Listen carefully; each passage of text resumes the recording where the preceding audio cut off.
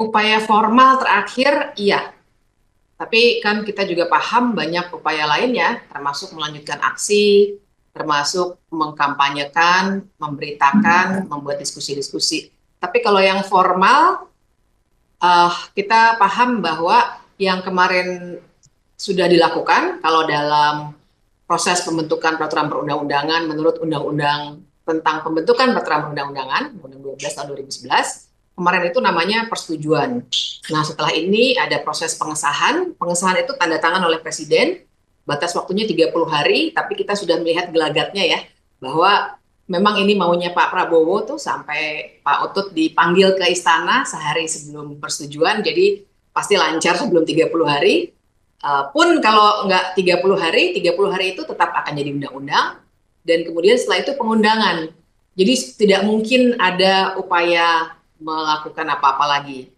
Kalau masih ada yang bilang masih mungkin perpu, perpu itu memang wewenangnya presiden, tapi kan kita harus membaca konteks politiknya. Di atas kertas ada perpu, tapi kalau memang presidennya yang mau, sama kayak waktu undang-undang KPK direvisi, Jokowi yang mau, sekarang Prabowo yang mau, ya nggak mungkin dikeluarkan perpu. Jadi sudah habis upaya dari proses legislasi, maka upaya formal berikutnya memang untuk ke Mahkamah Konstitusi.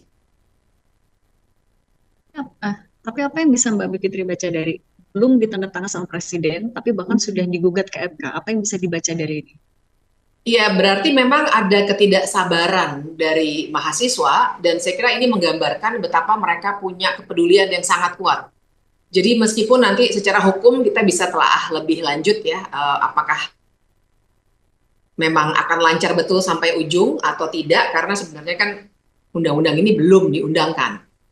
Tapi bagaimanapun buat saya proses mengajukan ini menggambarkan kemarahan mahasiswa yang ingin mencoba segala cara yang tidak menginginkan adanya undang-undang TNI ini, sehingga buru-buru mengajukan. Itu satu ya, menggambarkan kemarahan. Tapi yang kedua juga saya kira ada tujuan untuk terus-menerus merawat diskursus publik tentang apa yang sesungguhnya terjadi. Jadi tidak turun tensinya, tapi terus-menerus dirawat, walaupun nanti secara teknis kita bisa lihat perkembangannya, tapi paling tidak bahkan dengan mengajukan permohonan ini saja dan oleh mahasiswa, maka itu sudah kita tetap berfokus pada isu Undang-Undang TNI ini. Yang digugatkan juga salah satunya adalah soal proses pembahasannya yang tidak transparan, tidak sesuai dengan Undang-Undang Dasar dan Undang-Undang P3. Kalau melihat dari gugatan ini, peluangnya sampai nanti akan bisa dikabulkan oleh MK seberapa besar sih? Kalau membaca peluang tentu tidak bisa dulu ya, karena ini belum apa-apa. Dan dari segi proses, kalau adik-adik ini ingin melanjutkan, nanti pasti ketika sudah diundangkan, permohonannya harus ditarik dulu, kemudian diajukan lagi. Karena nanti istilah hukumnya itu objektum litisnya sudah hilang. Karena nanti bukan RUU TNI, tapi nanti sudah jadi Undang-Undang nomor sekian tahun 2025 tentang TNI. Jadi dari segi hukum, objek permohonannya, objek pengujiannya sudah berbeda. Jadi belum bisa kita perkirakan.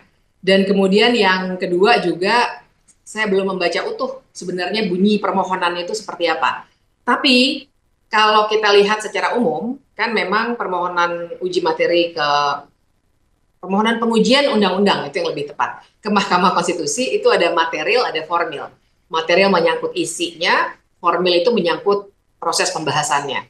Nah, kalau memang uji formil ini diajukan, pas sekali karena kita harus melihat proses kemarin itu tidak partisipatif. Jadi kalau ada klaim dari pimpinan DPR bahkan yang bilang sudah partisipatif, mari kita ukur sama-sama karena Mahkamah Konstitusi sendiri sudah membuat putusan yang mengatakan bahwa partisipatif itu harus bermakna. Jadi ada hak untuk didengar, hak untuk dipertimbangkan, dan hak untuk mendapat jawaban atas pertimbangan itu. Dan yang harus diundang itu adalah semua pihak yang punya kepedulian dan terdampak oleh undang-undang itu. Nah, kemarin kita tahu hanya segelintir yang diundang, bukan berarti kalau undang-undang TNI yang diundang adalah TNI, maka itu sudah partisipatif. Bukan. Semua pihak yang terdampak dan punya kepedulian.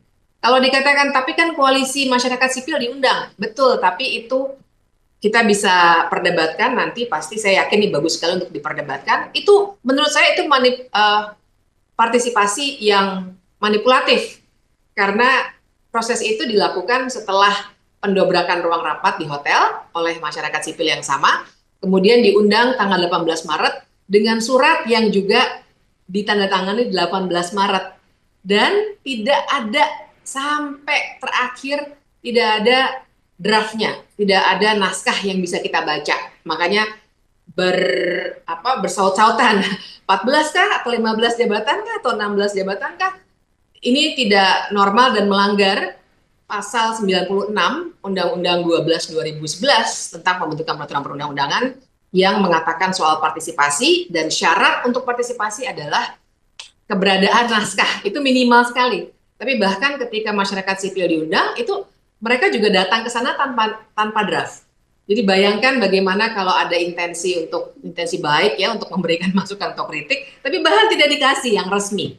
Jadi kasakusuk dapat di WhatsApp itu bukan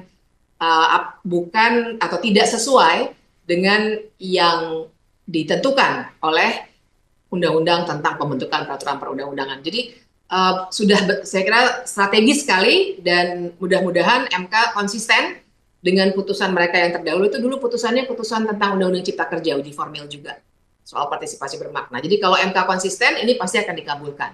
Nah, tapi nanti teknisnya kita harus melihat dinamikanya, karena memang undang-undang ini sebenarnya belum menjadi undang-undang.